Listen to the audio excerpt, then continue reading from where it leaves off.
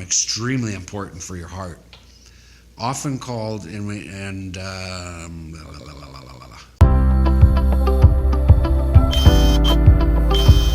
Check one, check.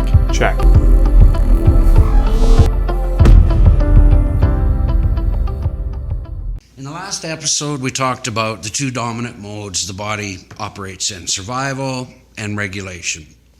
Today, we're going to slow this down and look closely at what regulation actually means, not emotionally and not philosophically, but chemically. Because safety isn't just a feeling, it's a biological state.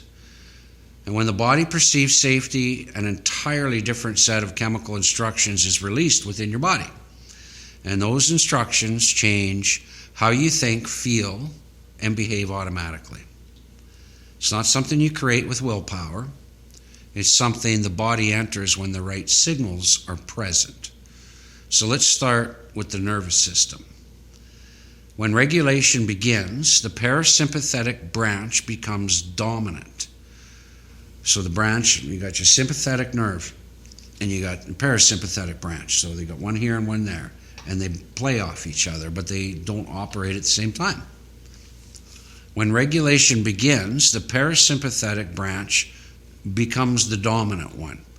And this shifts the body away from urgency and towards repair. Heart rhythm starts to stabilize, your breathing naturally deepens, and your muscle tension decreases. And as those signals change, the chemistry naturally follows innately. And one of the first systems affected is your mood regulation. So serotonin plays a major role here. It's not just a happiness chemical, it's a stability chemical. You need to understand that. It supports emotional balance, impulse control, patience, and it gives you a sense of internal steadiness. And when serotonin levels are supported, people don't feel euphoric, they feel settled. They're less reactive, less defensive, and more resilient. This is why people often describe regulation as feeling clear rather than being excited. Next comes dopamine, but in a very different role than most people are familiar with.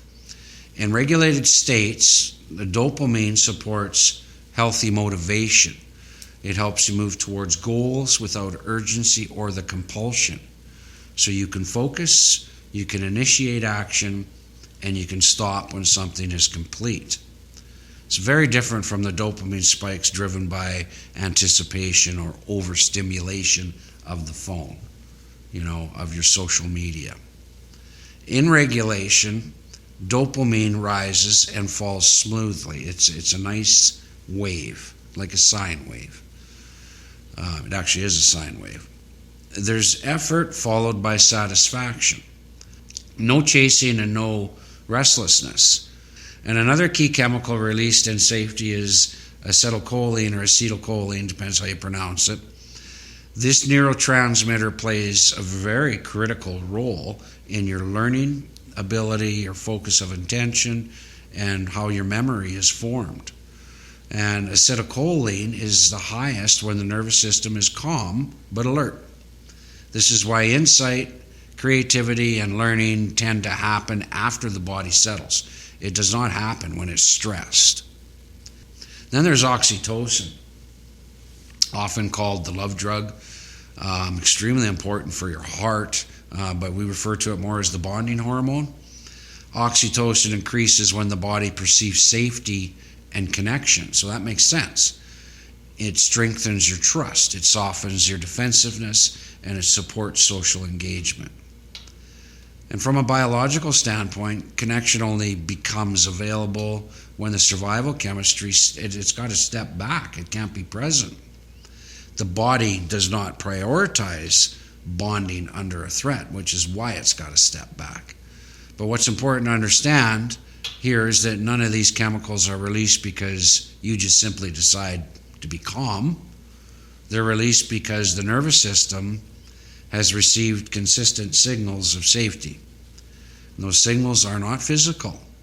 The heart rhythm, your breath pattern, and the muscle tone, and your internal rhythm. This is why thinking positively doesn't override stress chemistry. It never will. and why presence works when effort doesn't. Regulation is not passive. It's active, just not forceful. In a regulated state, something else important happens to the brain. The prefrontal cortex comes back online. This is the area responsible for all your creativity, your perspective, empathy, long-term planning, and self-awareness. When people say, I don't feel like myself when I'm stressed, this is why.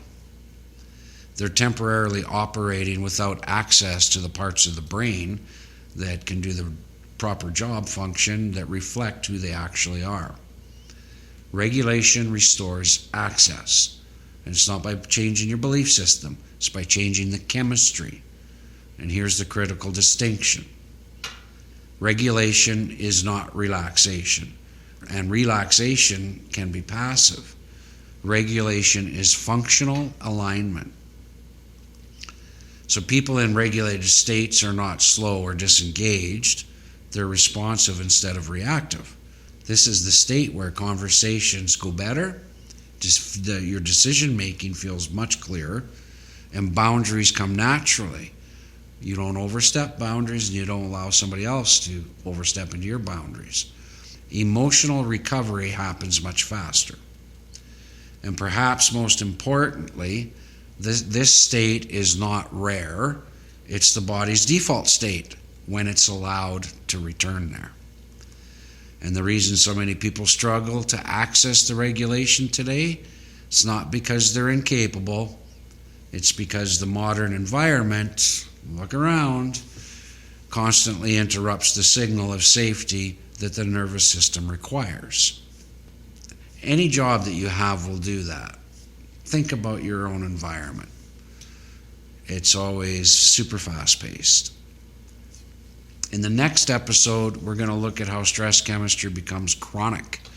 And it's not through trauma alone, but through constant low-grade activation. And why the body eventually pushes back when survival mode runs too long. Because once you understand the chemistry of safety, you'll stop chasing calm and start creating the conditions where it emerges naturally. And that's where the real regulation begins. We'll see you there.